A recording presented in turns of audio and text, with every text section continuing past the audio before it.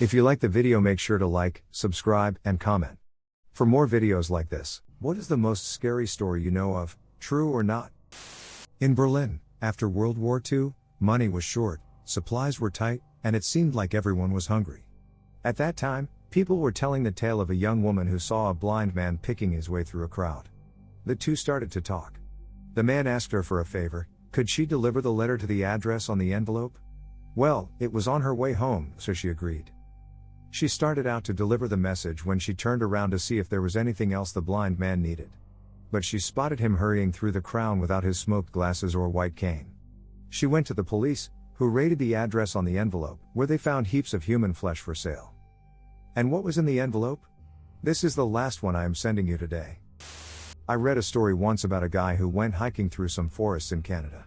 He was out there for a couple weeks, and on his entire journey he saw one other person, a man kayaking down a river about a half-mile away. He had taken a couple disposable cameras with him to snap shots of wildlife etc. as he went. So when he gets back from his trip, he gets the film developed and finds a photo of himself, asleep in his tent, with both arms in clear view. He said he destroyed the photos and shut himself inside for a few months after that. Now, I don't know if I believe that story, but I would lose my shit if that ever happened to me. A little girl is playing in her room when she hears her mother's voice yell from the kitchen, "Could you come here a minute?" She walks out of her door and down the hall to the stairs leading to the first floor when a hand reaches out of the hall closet and grabs her arm. "Don't go," her mother whispers. I heard it too. A guy on Reddit posted this a story that goes something like, "I was driving home at night and decided to make a shortcut though a road I usually wouldn't take. There was no cars nor people to be seen. Suddenly I see two cars with the doors open almost blocking the road, and two people lying face down on the ground. I was about to go out and help them, call 911 etc., yet something seemed fishy, it seemed a bit staged. So I tried my best maneuvering around them, then driving past it. I stopped 50 meters after and checked the mirror. The people lying on the ground got up and 40 people walked out from the woods and started running towards me. I have never accelerated that hard afterwards. I wonder what would have happened if I stopped." My grandmother used to tell the story about how she used to love riding on this old rickety wooden roller coaster as a child. It was seriously frightening just to be on this thing. It had these big stabilizing beams that went over the tracks every so often, which were quite low, and there were no seat belts or real restraints at all, and if a tall person stood up you could easily touch these beams as you passed by. Stupid teens used to make a game of standing up and hitting them with their hands. So Grandma said she was still pretty young when she was there later in the evening and a group of drunken sailors got on the ride with her. She sat in the back so she didn't have to be near them, and when the ride was at its fastest one stood up to see if he could sit down before the beam conked him. He was decapitated, and his head landed in the cart near her, and she never rode a roller coaster again. This is true? Or, at least my mom insists that it is true and that it happened to her. When me and my brother were just toddlers, her and my dad both worked long conflicting hours. So they would often come home to find the other one either asleep or dead on their feet from working so long and then coming home to two noisy kids. One night my mom came home and went to sleep next to my dad. They had a waterbed at that point, so no way to get off without waking up the other person. On both bedside tables they had matching 60-pound wood and brass lamps that could probably double as clubs if you were so inclined. Both of them slept through the night with no problems, and woke up in the morning to find one of the lamps perfectly taken apart and spread out between them. It definitely wasn't Dad. It's been almost 20 years since that incident, and he has never once played tricks on her because of her temper, that, and he corpses, and besides, we all agree that the house was haunted. Some other stuff happened, but I was too young to remember any of it except for the times I saw a ghost in my room. I'm going with one I've heard from several members of my family over the years. It's not too scary to us, but people I've told have been genuinely freaked out. My Aunt Debbie was a teenager. She was planning to move and was getting really excited. Her best friend, Deb, was almost as excited as my aunt, telling her I am going to see this new house just as soon as I can. Unfortunately, Deb missed her chance because she died in a car accident just a day or two before the move. My Aunt Debbie was devastated. And to make matters worse, her friend's freshly buried body was brought up by the flood waters that moved through in '72. My aunt was home alone, sitting and thinking about all the terrible things that had been happening lately. Although the new house wasn't affected by the flooding, they still hadn't recovered Deb's body. She heard a knock at the door. She got up and opened it. She couldn't believe her eyes. There was Deb, looking at my aunt. At first my aunt was ecstatic to see her friend, But then the realization set in that her friend was dead. Deb started walking toward the entryway and my aunt let her inside. Deb walked around inside, looking in the rooms, and then she turned around and left. My aunt was stunned. She wasn't able to say if it was Deb in her own body or an apparition, and in a weird way it gave her comfort to see her friend one last time. But that isn't all. In the late 70s, Debbie was a mom to a 3-year-old daughter. They were home alone, decorating the Christmas tree, and Debbie got a call. She left the room for a moment to answer, and it couldn't have taken more than a minute. She came back into the living room and noticed that the star was on top of the tree. Her 3-year-old was still hanging decorations around the bottom the way 3-year-olds do. My aunt asked, "Honey, how did you get the star on the top?" Without missing a bit, my cousin answered, "Deb helped me." My aunt was convinced that Deb had come back to meet her little girl and do something that would prove to her she had been there. As an afterwards, when my aunt was dying from cancer in 1993, she told these stories to my mom, her sister-in-law, and asked if my mother would like a visit after she was gone. My mother said, "Debbie, I love you so much. But when you're dead, please don't come to visit me." When I was younger, 10 or 11, and my brother was in college, for money he did computer building and repair work for local businesses, and he occasionally brought me along on calls. One of his clients was a funeral home, and one day he got a call that the bookkeeping computer at the funeral home place was broken and needed to be fixed ASAP, but the only time my brother was available was at night, so they gave him the code to the back door, delivery shutter. Naturally, he took me along. The computer was in the front office, and he was working on it for a while, me just sitting at another desk and trying not to look at any paperwork. My brother figured out that the problem was with a Molex cable inside the computer. He didn't have any extra, so he showed me what they looked like and said to check any other less vital computers inside the building to swap them out. He could replace the cables later. I went around to the other rooms, finding no computers, then went down a flight of stairs. When you're in a funeral home, slight tip: don't go downstairs. There were caskets on rolling table things lining the hallway. I was young, but not stupid, so I knew what would be behind all the doors, so I tried to walk straight and not look through windows, hoping I'd happen upon another office. When I got to the end of the hall, I turned back and saw that the door to the stairway was now blocked by one of the coffin on wheels. Maybe I bumped it as I passed and it just rolled over a few feet, but I didn't want to touch it and catch death, so I turned around again to go up the opposite set of stairs. I glanced behind me again, and the coffin was still in the middle of the hall, only this time it was closer to me. Not one to take chances with such things, I doubled my pace and turned the corner to make it to the staircase, but because it connected to the outside it was locked. I looked back down the hallway, the coffin was closer still. I crossed the opposite side of the hall and found a supply closet. I grabbed a broom and tried to slide it across the floor to move the coffin, but it missed the wheels and slid down the hall. The coffin was even closer now.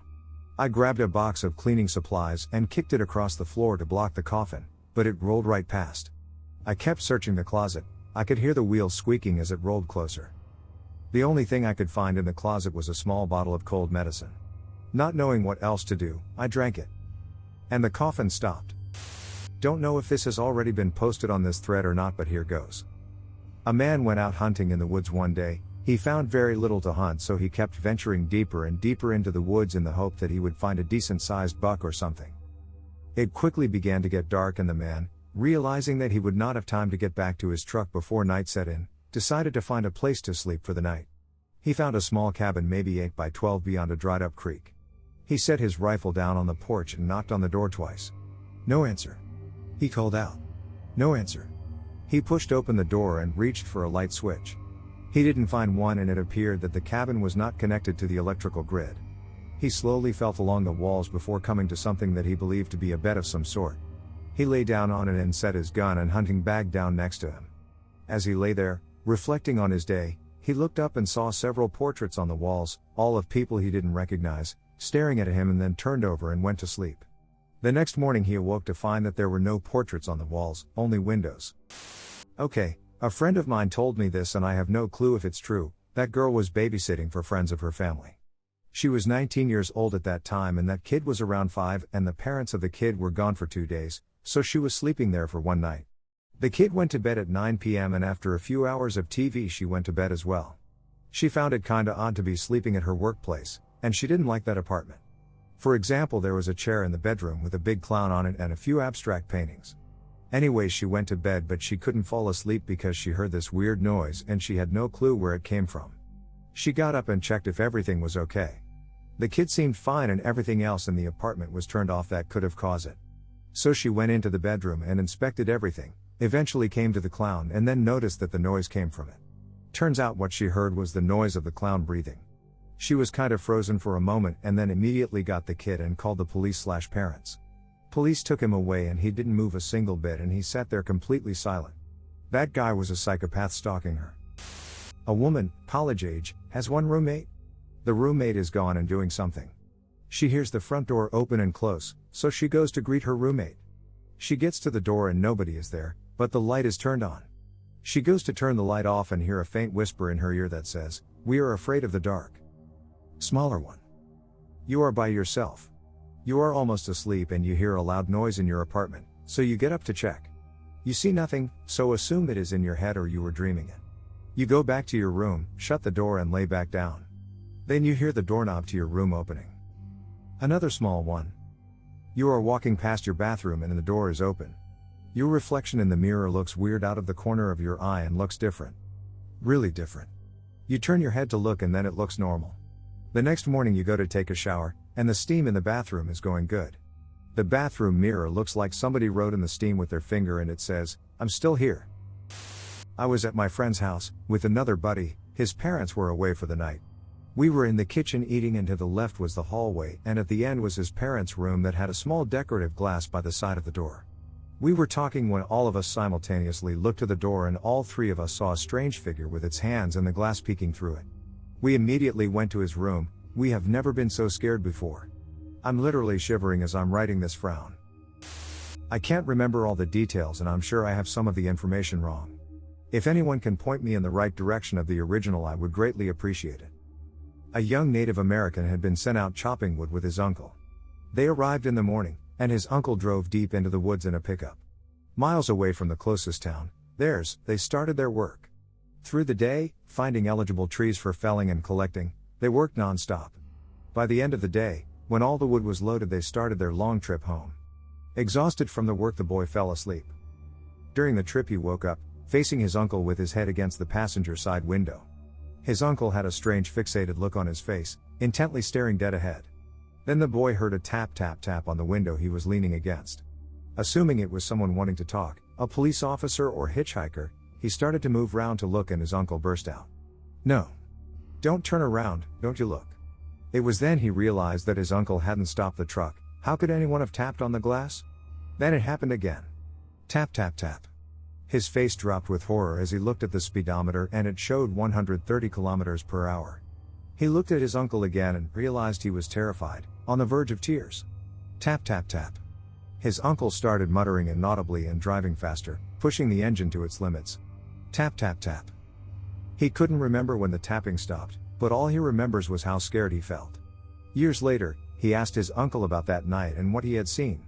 He described the beast as an impossibly thin, elongated man with skin white as ash. Its face was terrifying, with white soulless eyes, no nose and a mouth wider than a man should be. Perhaps he should have not asked his uncle what it had been because that very night, he woke up to a tapping on the window. He woke up, nervously he rolled around in his bed and saw nothing. He lay there for a long time, heart thumping in his chest. After 10 minutes he calmed himself down, closed his eyes and rolled over to get comfortable again and then he heard it. Breathing so close he could feel it. He lay there whimpering, knowing it had come back. And then he opened his eyes. Night. Sometime when I was a little kid, maybe grade 2 or 3, what age I would have been, I was laying in bed trying to sleep and I heard a clinking noise like a rock being thrown at my window. I lived on the second story, and I was scared because it was the middle of the night and so I peeked out the corner of the blanket covering my window and I saw a person standing out there and I swear they saw me, so I freaked out and stopped looking out. Seconds later I looked back and there was no one to be seen. Occasionally I will hear a clinking noise like rocks on my window. I live in the basement now but I don't hear cars driving by 0.0. When I lived out in the country some years ago on a backwoods road with only a few houses on it, the old woman who lived alone on the other side of the street had a lamp outside her shed which always used green light bulbs for whatever reason. Behind her house there was a massive stretch of woods, and the light always cast creepy shadows. It used to freak me out because I was always afraid of aliens after watching Signs with my parents. Anyway, one year there was a death in her family and she had us and some other people over. We got talking about her landscaping because she was filling in her pool since she didn't have enough money to maintain it. Turns out that lamp had a motion sensor in it that would turn it on if something passed near it. The light from the lamp shone in my room every night for over 10 years. She didn't have a cat or a dog. Until we went to her house, I never thought twice about it. The climate is changing rapidly, the global population is rising, extinction rates are rising, we're running out of water and other essential resources like helium, and it's probably too late to change the situation because when it comes down to it, the people in a position to do something to help don't really care all that much. Okay, I have about 3 true stories that are creepy, freaky and scary as hell. Happening to me, and or my family. Let's start with my personal experiences. Oh God, my hairs are standing up even thinking about these. Story 1. So the setting is in my old house we lived in last year. I was 16 at the time. Not many weird stuff would happen, but when it did, we were kinda used to it and ignored it or made stories out of it. I know it's weird, but hey, Dominican family XD, on more than one occasions, my bedroom door would open on its own, and the skeptical me telling myself the wind is retarded today and just ignored it. But on one instance, it was unexplainable. It was about 4 a.m., I was in my room, my sister sleeping in the next, and mother out partying on a Saturday night. The house was dark because I was about to go to bed, being the only one awake. Out of nowhere I went from watching TV to quickly staring down my door as if something was pulling my attention to it. It was quiet. My doorknob slowly turned, to my surprise because I always lock my door, and slowly opened. I waited for the door to completely open thinking that my mom was opening it. Nope. It opened completely and all I saw was darkness. I tried not to pay much attention, but as soon as I slightly moved to close it, the door slammed shut on me. I jumped up, grabbed my knife from under my bed, just in case shit goes down even though I'm a pussy, and swung open the door thinking somebody was in my house. I ran through all the rooms and turned on the lights, nothing. I went in my sister's room and she was sound asleep. Even if it was her, she couldn't have moved fast enough to get to her room. I'm a fast runner. That scared me shitless and I went back into my room and didn't sleep till my mother came home. The second story is from my uncle's side of the family. It's him, his wife, son, 19, and 2 daughters, 17, 11, the scary part? There seems to be a little girl between the ages of 5 to 10 who follows them, hunting them occasionally.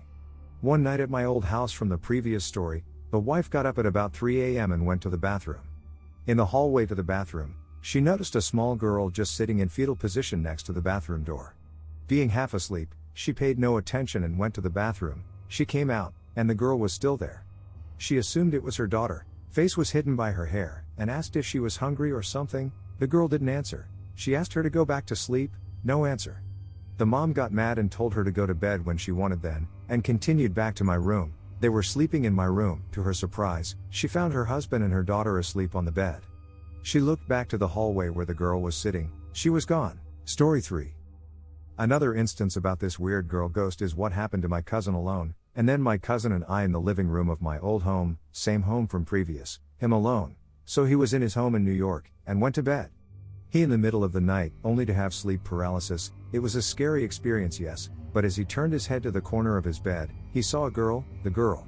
Unable to breath, speak, or scream, he could only watch as she slowly got up and turned to him. She disappeared. But he was still paralyzed. 3 seconds later he saw/felt footsteps pressure on his bed, getting closer and closer, almost running.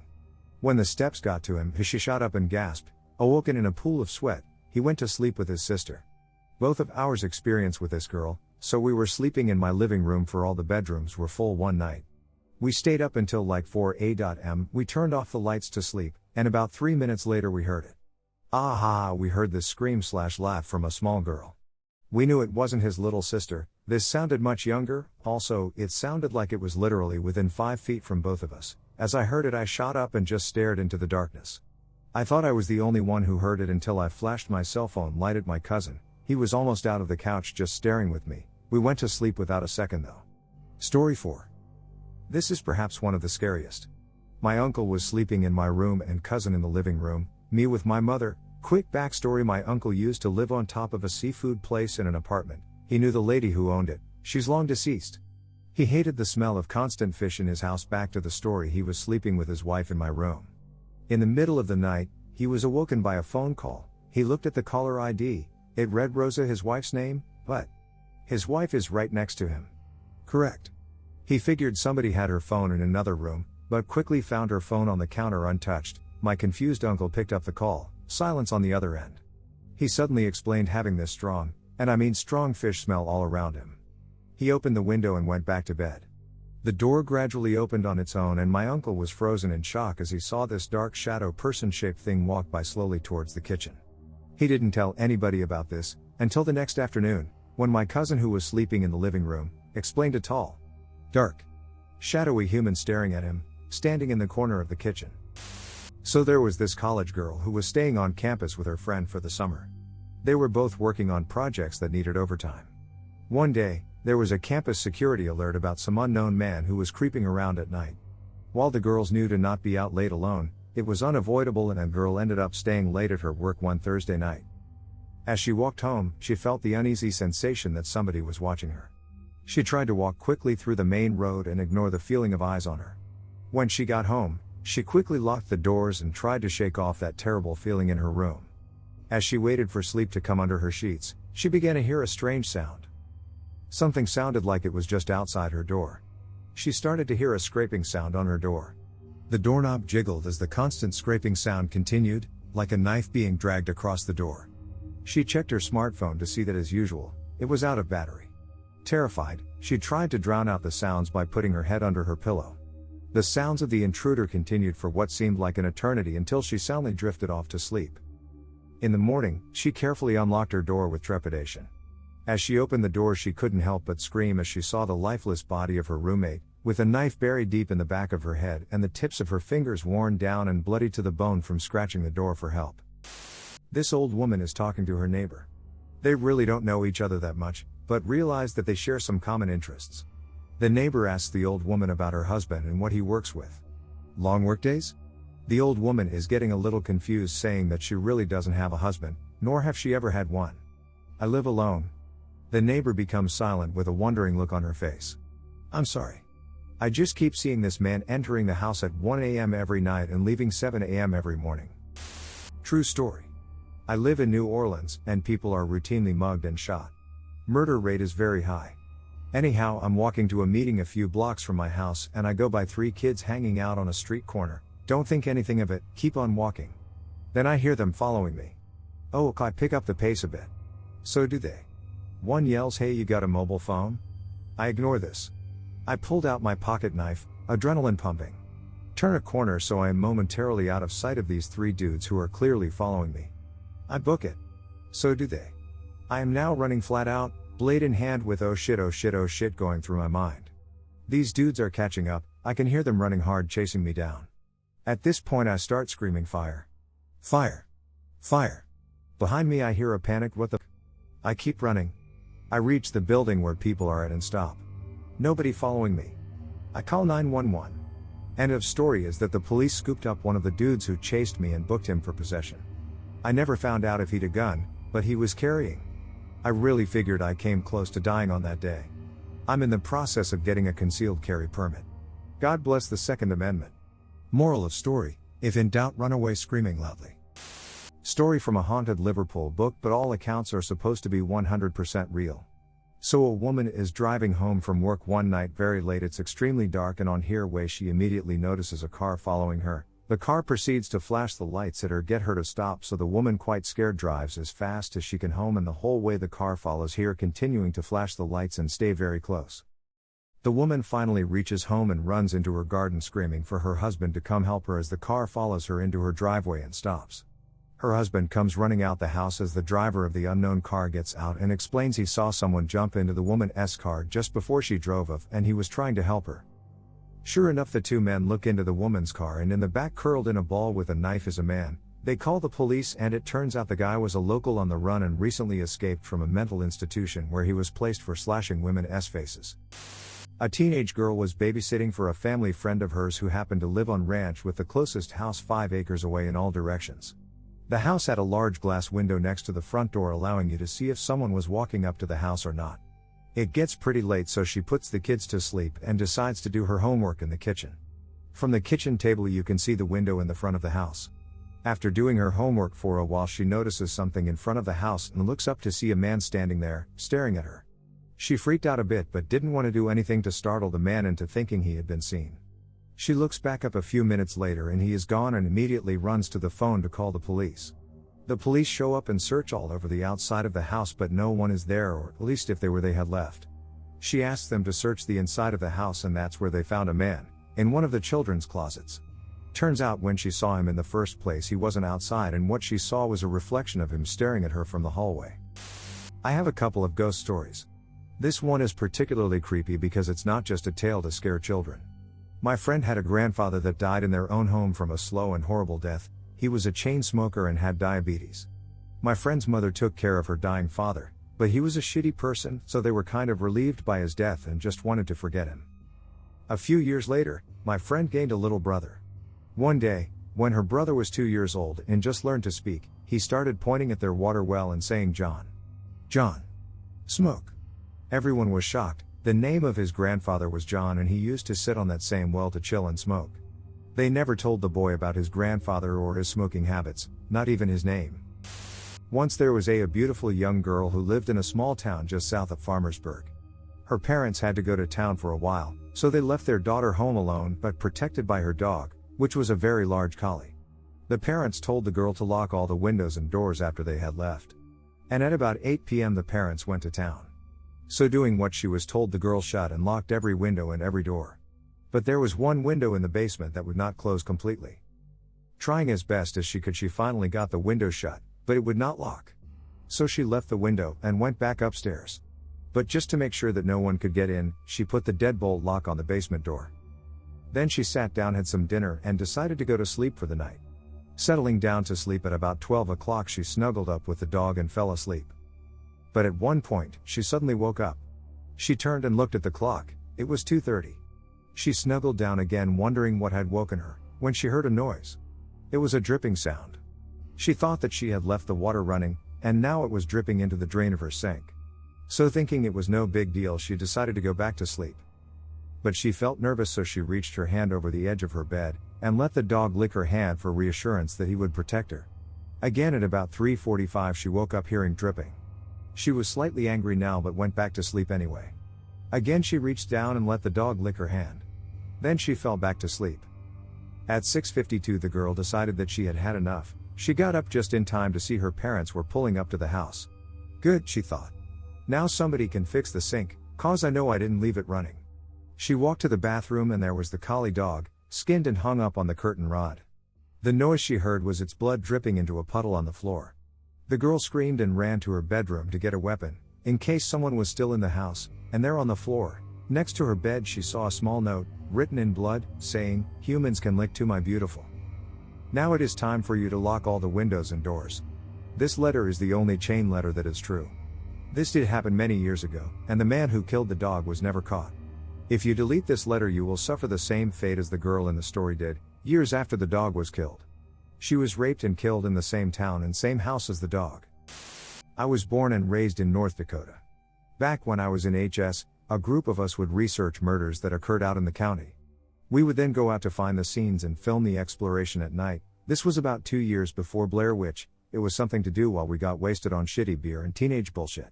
Eventually we ran out of places to go, ND equals few people, few murders, and got really good at finding abandoned rural farmsteads by driving dirt roads and looking for the signs. Rut roads, deliberate tree groves, and old mailbox posts were common markers. We were out looking when we spotted a tree grove that was out of place, sure sign, and drove through the field and discovered an old, but not too old, house. It had padlocks on the outside doors that were knocked off pretty easily. We dispatched of them and entered the kitchen. There were 6 of us, all with flashlights, and we lit up the kitchen/dining area fairly easily. The table was the initial thing you noticed, and it was strange because of how normal it looked. It was set for a meal and not a bowl was out of place. Only thing was, we'd been in dozens of these houses and place settings were a first. Especially unbroken ones. As we investigated the area, we found the fridge had the disgusting remnants of a full stock, and the cupboards were full of canned and dry foods.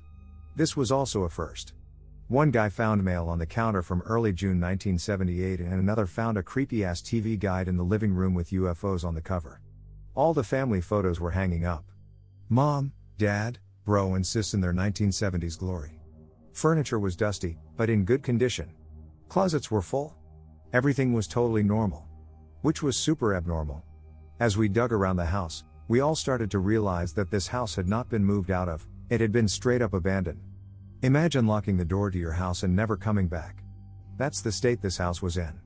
Complete unplanned departure. We went upstairs and split into 3 pairs to check out the 3 rooms.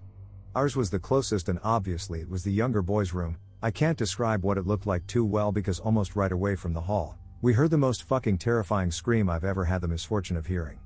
We went running into the hallway and were all yelling questions at each other at the same time. After a few, really long seconds the 2 screamers caught their breath and said, "You have to go in and see." Walking down the hall and through the doorway, I prayed I wouldn't act like a pussy in front of my friends. I shouldn't have been concerned because the others were as scared as I was. The room itself opened up to the left of the doorframe and centered on the right side of the room was a queenish-sized bed. Propped up on pillows, with the blanket drawn to the waist, arms on top of the blanket, and worst of all, head turned slightly so it was looking you straight in the eyes when you entered the room was a life-sized porcelain doll. Snow white skin, jet black hair, cold dead eyes. The dead eyes lit up with our flashlights. Like she was waiting for us. If the head hadn't been turned I could excuse it, but it was turned. Ready for when we walked in. Ready for 20 years.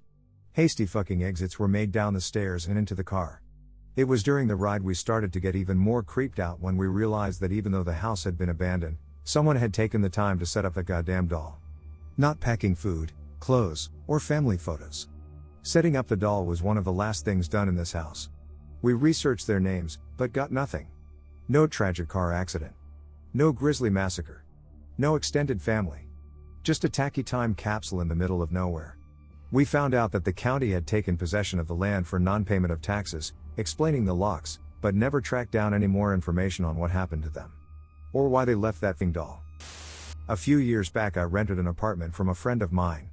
He had recently bought it and had it completely renovated. He put it up for sale but couldn't find a buyer, so I offered to rent it in the meantime.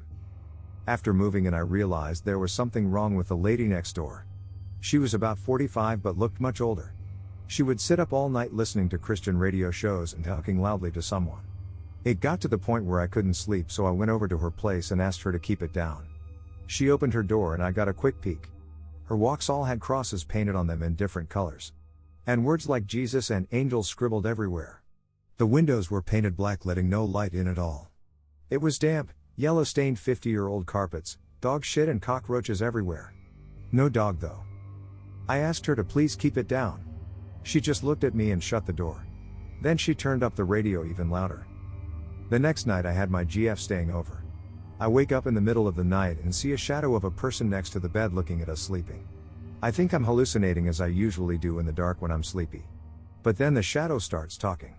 It's my neighbor and she's holding something in her hand. She broke in during the night and who knows how long she stood there. "You should lock your door at night," she says and walks out. The next morning I hear someone making strange noises below my bedroom window. It's my neighbor talking to herself in tongue. She has a plastic bag in her hand with her rotting dead dog inside. It's hot as hell outside and I can smell death from the bag. At this point I'm scared shitless.